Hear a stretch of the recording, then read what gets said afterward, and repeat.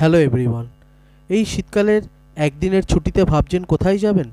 চলে আসুন কলকাতার খুব কাছেই পৈলানের স্বামীনারায়ণ মন্দিরে। মন্দিরের শান্ত নিরিবিলি পরিবেশ আপনাকে মুগ্ধ করবে, সাথে আছে অভূতপূর্ব ভাস্কর্য। আজ এই ভিডিওতে আমি আপনাদের সাথে শেয়ার করব কিভাবে আপনারা স্বামীনারায়ণ মন্দিরে যাবেন, সেখানে কি কি করবেন, আর দরকারি সব ইনফরমেশন। একাধিকভাবে স্বামীনারায়ণ মন্দির যাওয়া যায়। যারা নর্থ থেকে আসবেন তারা 1 নম্বর থেকে C8 ধরে জোকা ট্রাম ডিপোতে আসুন, সেখান থেকে C37 ধরে স্বামীনারায়ণ মন্দিরের পাশে নামবেন। এছাড়া বাবুঘাট থেকেও C37 আপনি ধরতে পারেন। স্প্লানেড থেকে আপনি যদি VS6 ধরেন তাহলে আপনি স্বামীনারায়ণ মন্দিরের পাশে যেতে পারবেন। প্রাইভেট কারে আপনি VIP রোড ধরে বাইপাস, মা ফ্লাইওভার, আলিপুর, শখের বাজার হয়েও আপনি চলে আসতে পারেন মন্দিরের সামনে। এই মন্দিরটি নির্মাণ করেছে বোচা সন্ন্যাসী শ্রী অক্ষর পুরুষোত্তম স্বামীনারায়ণ সংস্থা বা BAPS স্বামীনারায়ণ সংস্থা। 2014 সাল থেকে এই মন্দিরটি জনসাধারণের জন্য খোলা হয়েছে। এটি খোলা থাকে সকাল 7:30 থেকে 12টা আর বিকেল 4টে থেকে 8টা অবধি। মন্দিরের ঠিক বাঁদিকেই রয়েছে বিশাল পার্কিং লট। ছোট গাড়ির জন্য 50 টাকা, অটো বা টোটো 30 টাকা, আর মোটরসাইকেলের জন্য পার্কিং চার্জ হলো 20 টাকা। বাসের জন্য পার্কিং চার্জ হলো 250 টাকা। পার্কিং লটের ঠিক অপোজিটেই একটি পরিষ্কার পরিচ্ছন্ন টয়লেটও রয়েছে।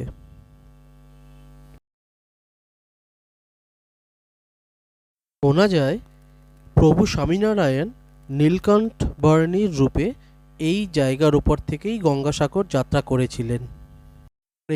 প্রমুখ স্বামী মহারাজ এখানে মন্দির তৈরি করার কথা ভাবেন, আর সেই ভাবনাকে বাস্তবায়িত করেন BAPS স্বামীনারায়ণ সংস্থা 2014 সালে। পুরো মন্দিরটাই নির্মিত হয়েছে রাজস্থান থেকে আনা গোলাপি পাথরের ওপর বেস করে। এই মন্দিরের আনাচে কানাচে যে অপরূপ ভাস্কর্য শিল্পশৈলী ফুটে উঠেছে তা আপনাকে অভিভূত করবে। শোনা যায় মোট 26,000 পাথর এনে সেই পাথরের উপর ভাস্কর্য এবং শিল্পশৈলী ফুটিয়ে তোলা হয়েছে। ইন্ডিয়ার পুরনো আর্ট আর কালচারকেই বেসিক্যালি মন্দিরের গায়ে ফুটিয়ে তোলা হয়েছে অপরূপ ভাস্কর্যের মাধ্যমে। এই মন্দিরে আছে 7টা শিখর, একটা বড় গম্বুজের মতন ডোম, 14টি ছোট ডোম, 2টো সমর্পণ এবং 5টা সিলিং, আর সব মিলিয়ে 247টার মতন পিলার।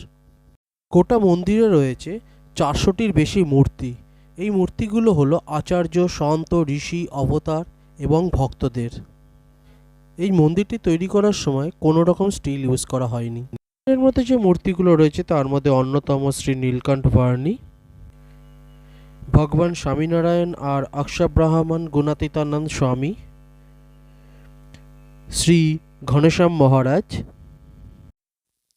শ্রী হরিকৃষ্ণ মহারাজ আর শ্রী রাধাকৃষ্ণ দেব, ব্রহ্মস্বরূপ প্রমুখ স্বামী মহারাজ, ব্রহ্মস্বরূপ শাস্ত্রী মহারাজ, ব্রহ্মস্বরূপ যোগীজি মহারাজ আর ব্রহ্মস্বরূপ ভগতজি মহারাজ।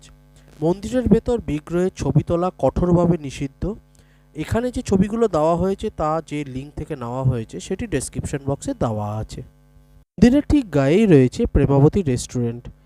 এটি সম্পূর্ণ ভেজ এবং এর ভেতরে যা স্পেস আছে সেখানে একসাথে 200 লোক অন্তত বসে খেতে পারবেন। ভেতরটি খুবই পরিষ্কার পরিচ্ছন্ন। ব্রেকফাস্টের জন্য সিঙ্গারা, দই বড়া, ভেজ পুরি, ধোকলা ছাড়াও চা, কফি, ব্রেড, বাটার এগুলো অ্যাভেলেবেল। তবে সরকারি ছুটির দিনে বা খুব ভিড় হলে সব রকমের অপশান পাওয়া যায় না।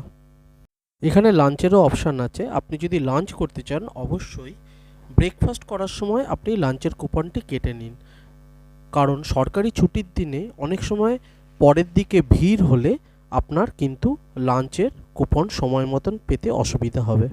লাঞ্চ আর ব্রেকফাস্ট দুটোতেই আপনি বিভিন্ন রকমের গুজরাটি খাবারও আপনি পেয়ে যাবেন। আমাদের 4 জনের ব্রেকফাস্টে মোটামুটি খরচা হয়েছিল 150 থেকে 200 টাকা। ব্রেকফাস্টের পরে আপনি দেখে নিন ভালো করে মন্দির চত্বরটা। তবে মনে রাখবেন মন্দিরে কিন্তু 5 রকমের আরতির সময় আছে। সকাল 6টায় মঙ্গলা, 7:30টায় শৃঙ্গার, 11:15তে রাজভোগ, 6:45 সন্ধ্যায় সন্ধ্যা আর রাত 8টার সময় শয়ন। যদি সকালবেলায় মন্দিরে যান তাহলে অবশ্যই চেষ্টা করুন 11:15 থেকে যে রাজভোগ আরতিটি হয় সেটির সময় থাকতে। 11টার মধ্যেই আপনাকে মন্দিরে ঢুকে যেতে হবে। আরতির সময় ঘণ্টা কাসরের আওয়াজ, মন্ত্রের আওয়াজ আপনাকে মুগ্ধ করবে। আপনি যদি সকালবেলায় না এসে সন্ধ্যাবেলায় আসেন তাহলে অবশ্যই চেষ্টা করুন সন্ধ্যা 6:45-এ যে সন্ধ্যা আরতিটি হয় তখন মন্দিরে উপস্থিত থাকতে। আর অবশ্যই মনে রাখবেন মন্দিরের ভেতর ছবি তোলা কিন্তু কঠোরভাবে নিষিদ্ধ। এখানে আপনাদের সুবিধার জন্য আরতির সময়, পার্কিং লটের চার্জ আর মন্দিরের সময় সব ডিটেলস দেওয়া আছে।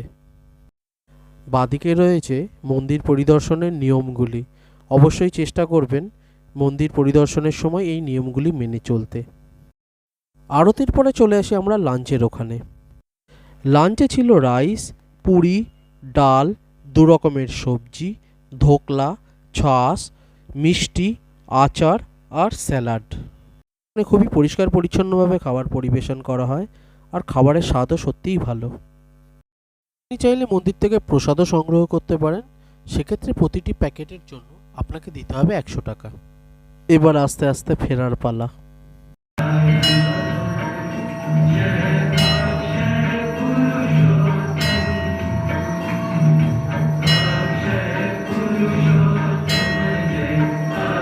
ভিডিওটি ভালো লাগলে কমেন্ট বক্সে জানান আর অবশ্যই লাইক করুন এবং চ্যানেলটিকে সাবস্ক্রাইব করুন। ভালো থাকবেন।